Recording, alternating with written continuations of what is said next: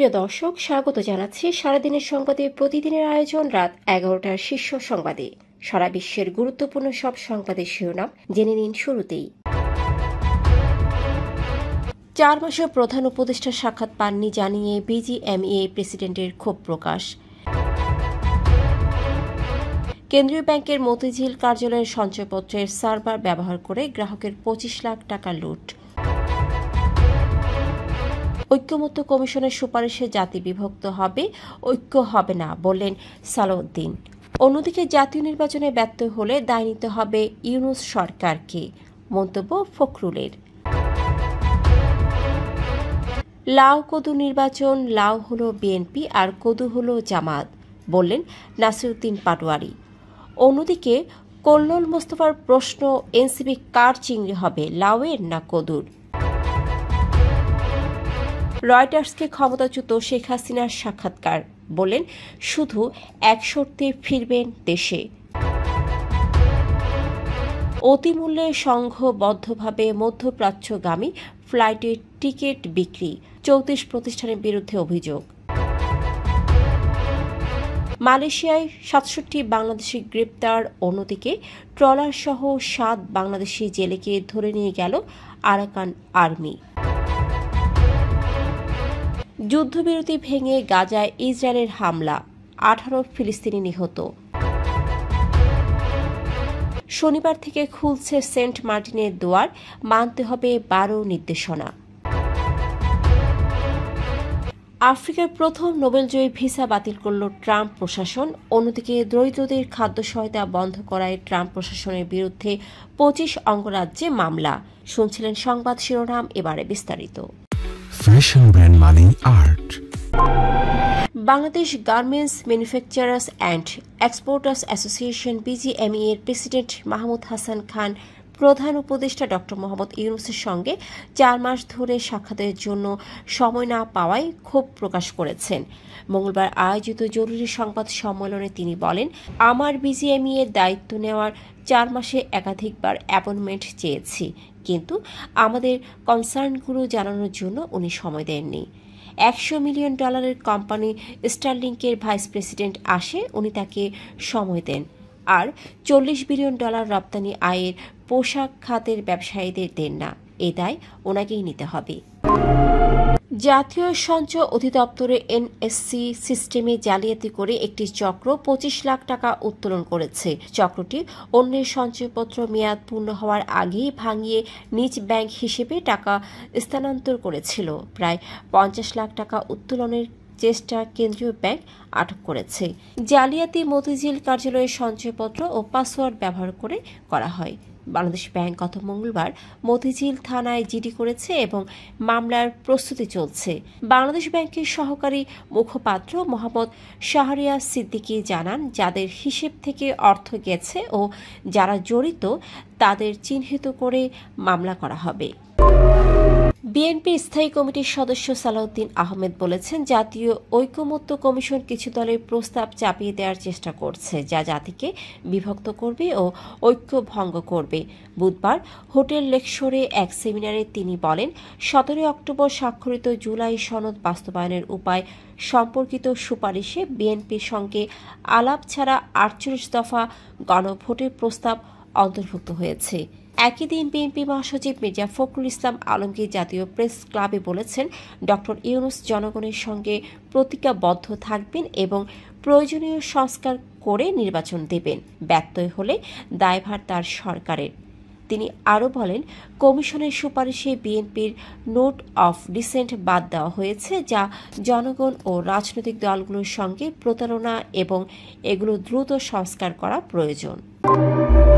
এনসিপির মুখ্য সমন্বয়ক নাসিরউদ্দিন পাটোয়ারি বিএনপি ও জামায়াতকে লাউ কদু হিসেবে উল্লেখ করে বলেছেন, আগামী নির্বাচন হবে লাউ কদুর ইলেকশন।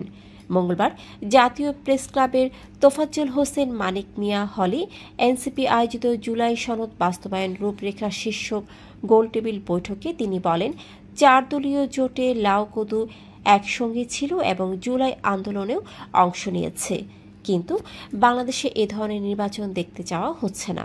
তার এই বক্তব্যের পর বিদ্যুৎ, জ্বালানি, পরিবেশ ও উন্নয়ন অর্থনীতি বিষয়ক লেখক কল্লোল মোস্তফা প্রশ্ন তোলেন, এনসিপি কার চিংড়ি হবে, লাউয়ের না কদুর? গণ অভ্যুত্থানের পর ভারতে আশ্রয় নেওয়া বাংলাদেশের সাবেক প্রধানমন্ত্রী শেখ হাসিনা দেশে ফিরতে আগ্রহ প্রকাশ করেছেন, তবে শর্ত দিয়েছেন তিনি শুধু বৈধ সরকারের অধীনে দেশে ফিরবেন। বুধবার রয়টার্সের সঙ্গে সাক্ষাৎকারে তিনি বলেন, নির্বাচন মাধ্যমে গঠিত কোনো সরকারের অধীনে দেশে ফিরবেন, আওয়ামী লীগকে বাদ দিয়ে নয়। তিনি আপাতত ভারতে থাকার পরিকল্পনা করছেন। শেখ হাসিনার বিরুদ্ধে আন্তর্জাতিক অপরাধ ট্রাইব্যুনালে মানবতা বিরোধী অপরাধের মামলা চলছে এবং ট্রাইব্যুনাল তার বিদ্বেষমূলক বক্তব্য প্রচার নিষিদ্ধ করেছে।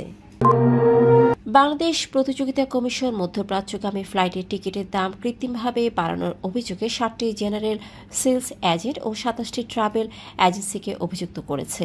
প্রাথমিক তদন্তে দেখা গেছে 2024 সালের ডিসেম্বর থেকে 2025 সালের ফেব্রুয়ারি পর্যন্ত এই প্রতিষ্ঠানগুলো টিকিটের কৃত্রিম সংকট তৈরি করে দাম অস্বাভাবিকভাবে বাড়িয়েছে, যা প্রবাসী শ্রমিক ও ওমরা যাত্রীদের সবচেয়ে বেশি ক্ষতিগ্রস্ত করেছে। 34টি প্রতিষ্ঠানের প্রতিনিধিদের শুনানিতে উপস্থিত হওয়ার নোটিশ দেওয়া হয়েছে। অনুপস্থিত থাকলে প্রক্রিয়া তাদের অনুপস্থিতিতেই চলবে। মালয়েশিয়ার কেলান্তানি অভিবাসন বিভাগের অভিযানে 75 অননুমোদিত অভিবাসী শ্রমিককে গ্রেফতার করা হয়েছে, যার মধ্যে 5 জন বাংলাদেশি, 1 জন ভারতীয় ও 1 জন মিয়ানমারের নাগরিক। বয়স 23 থেকে 50 বছরের মধ্যে। 7 জন স্বীকার করেছেন তারা থাইল্যান্ড মালয়েশিয়া সীমান্তের সুঙ্গাই গোলক নদীপথ দিয়ে অবৈধভাবে প্রবেশ করেছেন।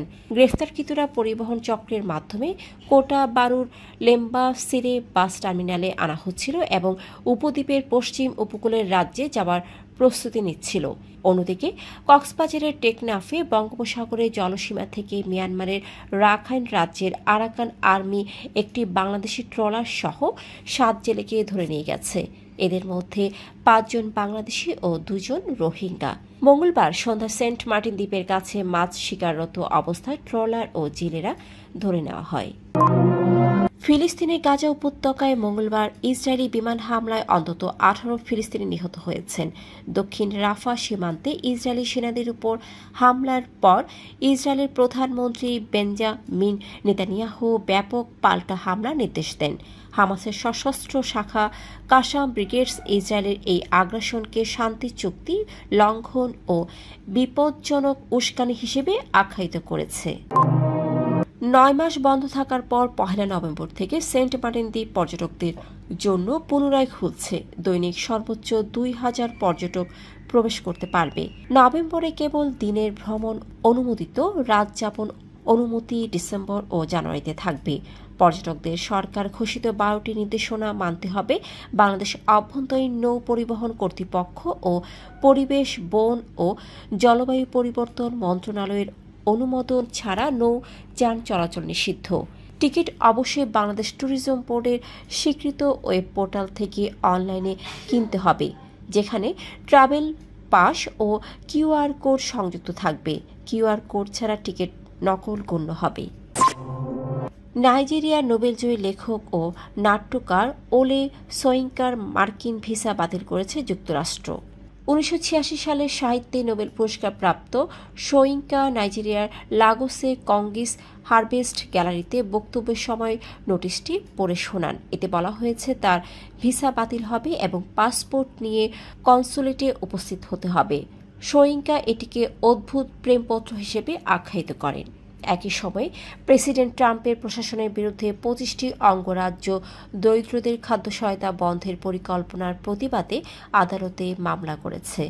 এটি সাপ্লিমেন্টাল নিউট্রিশন অ্যাসিস্ট্যান্স প্রোগ্রাম বা ফুড স্ট্যাম্প প্রোগ্রামকে পুনঃ অর্থায়নের জন্য করা হয়েছে। দর্শক, এতক্ষণ আমাদের সাথে থাকার জন্য ধন্যবাদ। প্রতি মুহূর্তে দেশ বিদেশের গুরুত্বপূর্ণ সব সংবাদ জানতে ভিজিট করুন www.সারাদিনেরসংবাদ.com ও চোখ রাখুন সারাদিনের সংবাদের অফিসিয়াল ফেসবুক পেজে। Fashion brand Mani Art. Men's, ladies and kids wear. Art. Be smart.